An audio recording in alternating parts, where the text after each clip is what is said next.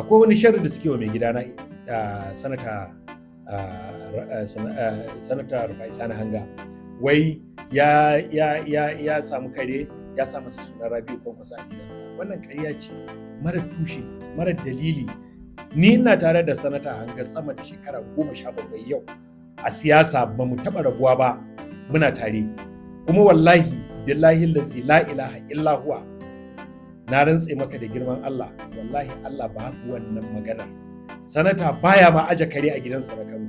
Kuma abinda suke faɗa, in har haka ne to ai gwamnatin ballagaza ce kenan, babu financial regulation ba sa bi. To shikenan an ce kowanne mutum, kwanaki na ji wani yana cewa wai wani kwamishina ya ɗauki miliyan 700 kafin za a yanke hukunci. Yanzu ya kwamishina zai ɗauki miliyan 700 na public funds babu approval ta gwamna. Ai in dai ba ballagazar gwamnati ba inda za a yi wannan.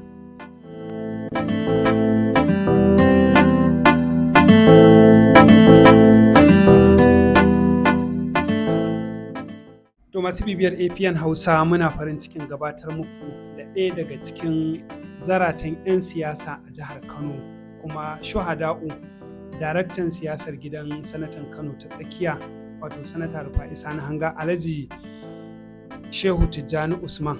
Muna maka lale maraba a daidai wannan lokaci. Ta wannan ansa madalla. To Alhaji Shehu Tijjani Usman, abubuwa da dama sun faru a siyasar jihar Kano, musamman kasancewar ku 'yan siyasa a Kano kuma a Kano ta tsakiya. Na tabbatar duk wani juyin siyasa ko ake kallo kuma kuma kuna kallo. Jam'iyyar APC ta yi shugabanci a jihar Kano. Gaskiya ne. Wataƙila har na ji gwamna yana cewa ba a taɓa shugabanci irin wannan na salama kuma mai nagarta irin na wannan lokaci ba. Ya ka kalli zubin shugabancin jam'iyyar APC a Kano? To, alhamdulillahi za mu iya cewa sun yi shugabanci. An gama lafiya, amma fa ba lau ba. Ba lau ba? Ba lau ba. Saboda gwamna da ya faɗa, saboda kaga mutum baya yin abu da kansa ya zo ya ce bai daidai ba. To amma idan ka tsaya ka duba shugabancin da aka zo aka yi, an tadda jam'iyya a dunkule tana da kaso 100, wata kuma ta taho da tsiraru, su kaga da tsiraru suka taho. Dan ainihin shugabancin yana tare da mu, mutanen suna tare da NNPP. Sai aka ce su aka bawa da yawa, aka bawa waɗancan kaɗan, wanda daga baya da ya ga shi da kansa an zo karɓarsa babu mutane, duniya ta gani zahiran bayi da kowa, to sai ya koma ya ce ya ƙara musu kaso 8. To a hakan ma yanzu ina gaya maka jam'iyyar a tsatsage take a ko'ina ƙananan hukumomi. APC Kano, Alhaji Shehu Tijjani. Ina gaya maka a tsatsage take. Iyayen gwamnati wanda suke mu'amala da gwamna, to su ne suke biyayya. Amma idan ka sauka ƙananan hukumomi, to ni a halin yanzu a ƙaramar hukuma ta ma ta Tarauni, ina tabbatar maka akwai wanda yake ikirarin shugabanci, ko ba shine shugaban da aka zaɓa ba, kuma akwai wanda yake ikirarin shi jagora ne. Ka gane? To haka duk ƙananan hukumomin suke, kuma ina gaya maka ta tsatsage, kwana kaɗan bayan sallah za ka ji ta dam. Kana ji gwamna ya ce fa jam'iyya ta ɗinke ba ta taɓa zama lafiya irin yanzu. To shi ba gwamna bane shi? Ai ba wanda zai zo wa gwamna ya gaya ma, ɗaiɗai ne fa mutanen da suke iya gaya wa gwamna gaskiya. A'a, abin da aka fuskanci yana so, to shi za a je a gaya masa irin wannan abin, a ce ai haka yake. Amma tunda su bukatar su zare zaran, biyan bukata suke nema a wurinsa, don ya biya musu suka tafi, ko ma me za a yi su yana ruwansu. Amma kowa ya san APC ba lafiya lau take ba. Amma ku yanzu bangaren ku kalau yake misali ko yana? Alhamdulillah, bangaren mu kalau yake. Dama matsalar ta bangaren tamu, wato shugabanci aka samu na ko in kula na shi Umar Haruna Doguwa. Shi jagora ya yarda da shi, ya bayi shugabancin jam'iyya, ya zo kuma ya kasa tafi da jam'iyyar. Yanzu na ji ana yaba masa, ana cewa bakanikin jam'iyyar. Mun bayi kalubale. Shi ma na je yana ce muku ballagazar jam'iyya. To ai shi ya maida ita hakan, saboda shi bashi da tsari, bai iya shugabancin jam'iyya ba. A lokacin da aka bashi, ka fahimta, an taho za a yi zaɓe na 2023. Idan kai party administrator ne, ka iya shugabancin jam'iyya, babban abin da za ka tabbatar shine jam'iyyarka ta kiyaye sharɗa na dokar zaɓe, kuma kun yi biyayya da kundin tsarin mulki. Ni a ra'ayina nake faɗa, Doguwa bai iya shugabanci ba. Da aka zo za Umar a Haruna Doguwa. da gaske kuwa da aka zo za a mika sunan shugabannin jam'iyya, za a mika sunan 'ya'yan jam'iyya na jihar Kano, kai da kake kasan cewa ba mu da wani ɗan takara da yake front runner a wannan lokacin ba, duk da ba a yi nominating an tsaye da shi ba, ba kama Abba Kabir. Ya za a yi ka karɓi shugabancin list na shugabannin na membobin jam'iyya da suke gwale, ba ka duba ma ka yi cross-checking kaga akwai suna prominent mutum kamar sa ba, kaga ɗaya. To haka duka ƙananan hukumominmu ba ma mu san a inda ya samo list ɗin da ya je ya kai INEC ba, tunda requirement ne na Electoral Act. Kwana 180 kafin zaɓe, kowace jam'iyya za ta kawo list na 'ya'yanta a kowace ƙaramar hukuma, a kowace mazaɓa. Za a kai national headquarter ɗinku su rubuta takarda su submitting. Kuma wannan ana son ne a yi biyayya ga dokar ƙasa, constitution ɗin Najeriya, da ya stipulating cewa dukkanin wani mutum da zai shiga ofis na ɗan majalisar jiha ko ɗan majalisar tarayya ko gwamna ko shugaban ƙasa lallai ne ya zamanto cewa ɗan jam'iyyar siyasa ne wacce take da rijista a ƙasa, kuma wannan jam'iyyar ta yi nominating ɗinsa. So ta ya za a yi hukumar zaɓe ta tabbatar kai ɗan jam'iyyar siyasa ne? Sai jam'iyya ta kawo sunanka a cikin kunshin 'ya'yanta.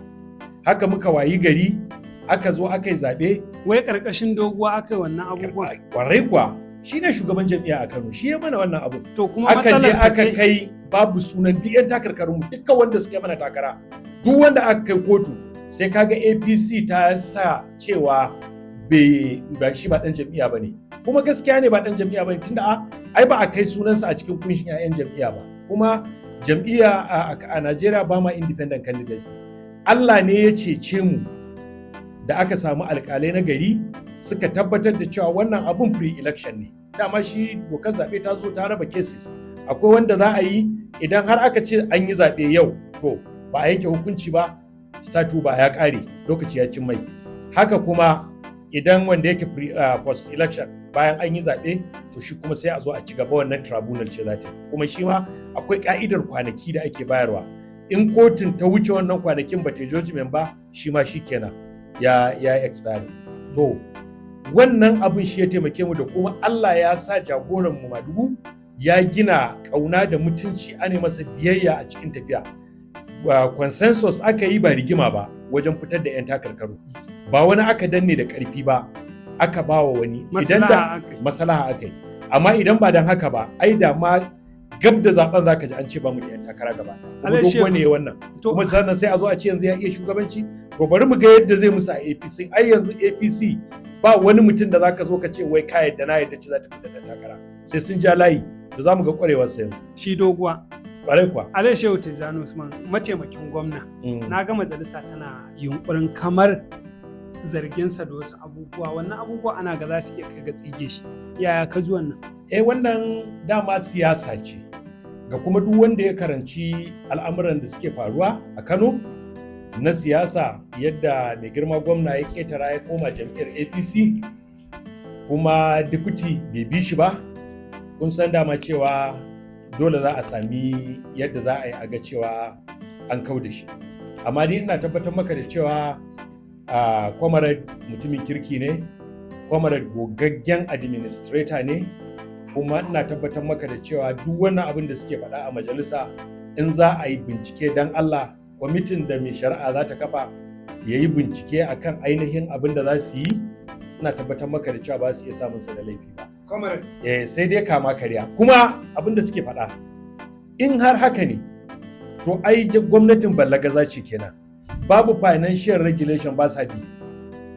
To shi kenan an ce kowanne mutum, kwanaki na ji wani yana cewa wai wani kwamishina ya ɗauki miliyan 700 kafin ana za a yanke hukunci. Yanzu ya kwamishina zai ɗauki miliyan 700 na public funds, babu approval ta gwamna. Ai in dai ba ballagazar gwamnati ba inda za a yi wannan. Sannan kar ka manta fa, akwai ishu na kazo nazo, naku namu ne, ka tuna an yi wannan a Kano. Kuma shi ma magana ce ta kuɗi na gwamnati aka ɗiba aka rika turawa nan ana turawa can, babu due process. To sannan kuma yanzu su 'yan majalisa sun zo suna magana na deputy gwamna. kada ka manta deputy gwamna fa ba ya je ma'aikatar local government bane a matsayinsa na deputy gwamna, ya je ne a matsayinsa na kwamishina kuma duk inda yake da power gwamna yake aiki. A ka'ida kwamishina da abin da zai sai gwamna ya bashi izini, ko dai a council a bada approval in abin babba ne, in kuma abu ne wanda za su yi tsakanin da gwamna za a rubuta a kai memo gwamna ya bada approval. To ta ina za a zo ana ɗiban irin waɗannan manya-manyan kuɗaɗe a ce gwamna bai sani ba. To ka sani ko wayo aka yi watakila wani siddabara aka yi amfani. Gwamnan? Haba Alhaji, gwamna fa ai an fi ƙarfin wasa. Kai dai kawai siyasa ce aka ci kurkuɗo ta, kuma muna fatan alheri ga Comrade. Darajarsa ta ɗore, bai yi butulci ba. Din Najeriya, duk wanda ya san abin da ake ciki a siyasar Najeriya, wallahi Comrade ya cika gwarzo. Shi ne ma gwarzon yanzu. Shi Comrade Aminu Abdulsalam. Kwarai da gaske. To Alai Shehu Tijjani Usman, kai ne daraktan siyasar gidan Hanga, sanatan Kano ta tsakiya. Ina aka kwana a batun motoci da ake taimako tsari cewa kuna kokarin karbowa na shugabannin jam'iyya. To kaga gashi Allah ya nuna gaskiyar mu a fili, Allah ya nuna gaskiyar distinguished sanata a fili. Lokacin da ya zo ya ce motocin nan ya bada su ne don yaɗa manufar jam'iyya da manufofin aikinsa da na Madugu a jihar Kano. Da ya tashi bayarwa kuma ya yi musu leda, ya musu branding, ga hotonsa, ga hoton Madugu, ga hoton gwamna, ga hoton Comrade. Kaga wannan dai shine jam'iyyar NNPP. Kuma da aka tashi bayarwa aka danka mukullai a hannun shugaban jam'iyya na NNPP a wannan lokacin, Dr. Hashim Suleiman Dungurawa. Ya shi kuma domin shi ne ya san suwaye shugabannin jam'iyya na gaskiya a wannan lokacin. Aka kira su taro, aka ɗau motocin nan aka ba su a bisa amana. Kaga mu namu ba su kwan 40 ba ma a hannunsu. Duk daga basun ma bai kwana. Ai daga basu da tawayen da suka yi bai fi sati biyu ba. To da haka kaga yana kan ka'ida ai mu nemi motocin nan. A dawo da su a ba waɗanda suke kan manufa. Kuma su ci gaba da manufa tunda mu manufa ba dainawa ake. To ai yanzu ka ce Allah ya bayyana gaskiya. Ta ina gaskiyar da Allah ya bayyana yau sai ga gwamna ya bi kwamishinoninsa wanda suka bar tsarin cin daɗi lafiya ko kwaɗayi mabuɗin wahala suka taho gidan amana suka ce su tafiya za su yi ta mai gidansu injiniya Rabi'u Musa Kwankwaso. Sai ga shi an ce wai su dawo da motoci. Mutanen nan fa shekarar su 2 da rabi ko 3 suna council tare da kai, suna aiki, kuma su abinda ma suke cewa motocin nan ba su aka yi, kyauta ka ba su. Aka zo aka ce wai sai su dawo da su. Mutanen ba su dawo da shi ba, sun ma je kotu don su tabbatar da cewa wannan abin kyauta aka ba su daga cikin dukiyar jihar su. Aka ɗau mutane haka kurin suka rika zuwa gidajensu suna karyawa suna ɗauko motoci. Har da gidan jagoranmu injiniya Rabi'u Musa Kwankwaso. Aka je aka ɗauko mota, wai an ba ɗansa mota. Can you imagine? Mutumin da shi ya tsaye ya kasa bacci ya kasa tsaye ya kasa zaune sai da kai ka zama gwamna. Gwamna fa sannan amma kai ɗansa ba yi da martaba. Ai ana barin halaka Alhaji ko don kunya. Amma to gori za ka yi wa Abba yanzu. A ni gaskiya shawarar da aka ba shi wannan gurguwa ce. Wai da gaske har gidan Kwankwason an je ma. Wallahi kuwa an je an ɗauka ko ina an ɗauko wani ma kaje yana cewa motar matarsa aka ɗauka. Kuma a baya double standard, ka gane double standard wato kamar tsari ne aka yi ɗan bora da ɗan mowa. Kwanakin baya akwai mai girma kwamishina na transport da aka ce an cire a gwamnatin ya tafi. An ce ya tafi da motarsa. Akwai injiniya shikenan na madida suke ba da misali ya tafi da motar nan ba a karɓa ba. Sai ga shi don wata drama wai Umar Haruna Doguwa ya sauka daga kwamishina ya je yana ba da mota wai a leƙa wai a gani ko ta yi wani abu. Ya sabo mota me za ta yi? A sabo mota an dai ba accident ba me za ta yi? To yanzu laifi ne a kwato motocin da hannunsu su. Ni a gani na. A bawa al'ummar jihar Kano kayan su. A gani na wallahi tallahi sun ci arzikin Mustapha Rabi'u Kwankwaso. Dukkan su. In dai wallahi sun ci arzikin sa. Ai Rabi'u Musa Kwankwaso babu abin da za ka yi masa a Kano. Kuma wannan gwamnatin dai da ya tsuguna ya haifa babu wani abu da za a zo a ce wallahi wai idan ya taka, kuma gwamna yana da right ko ya right wannan abu off, ka gane ba wai wani abu bane wanda yake na karya doka ko na wani abu na cin da yafi karfin gwamna kan write it off. Menene matsala?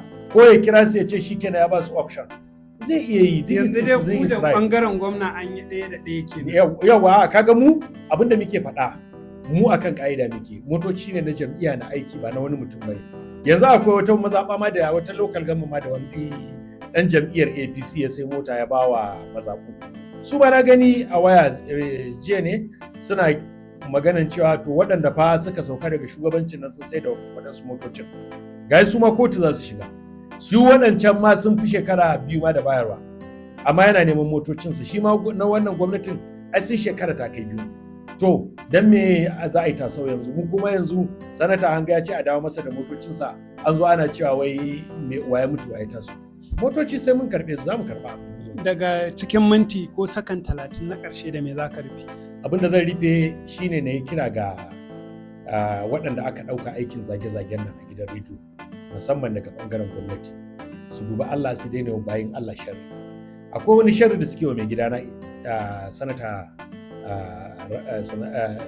Rufai Sani Hanga wai ya samu kare ya sa masa sunan Rabi'u Kwankwaso a gidansa. Wannan ƙarya ce mara tushe mara dalili. Ku rika yin ƙarya kuna ƙazafi kuna wa bayan Allah sharri. Zargi kake kamar yarfa ake marko. A ƙarya ce outrightly ake faɗa. Ni ina tare da sanata Hanga sama da shekara 17 yau a siyasa ba mu taɓa rabuwa ba muna tare. Kuma wallahi billahi allazi la ilaha illa huwa na rantse maka da girman Allah wallahi Allah babu wannan magana. Sanata baya ma aje kare a gidansa na Kano. A Abuja ne mai gadin sa yake aje karnuka dan wani abu. Gidan ba zama ake sosai ba in dai ba yana Abuja ba shi ko mutum ne mai yawan tafiye-tafiye. Wani lokacin ya tafi Umara, wani lokacin ya tafi Kano, wani lokacin ya tafi ƙasar waje haka. Za ka ga a shekara bai fiye zama sosai ba. Dan haka gidan zai zama ba mutane. Dole mai gadi yana neman support. In ba haka ba ina ruwan sanata da maganar kare. Ya dai yi farauta a baya. Yes, wannan yayi amma tun yaushe. Wannan sharri ne kuma ku ji tsoron Allah kamar yadda na rantse din nan. In har akwai wanda yake tunanin cewa wannan abin gaskiya ne to shi ma ya zo ya rantsa.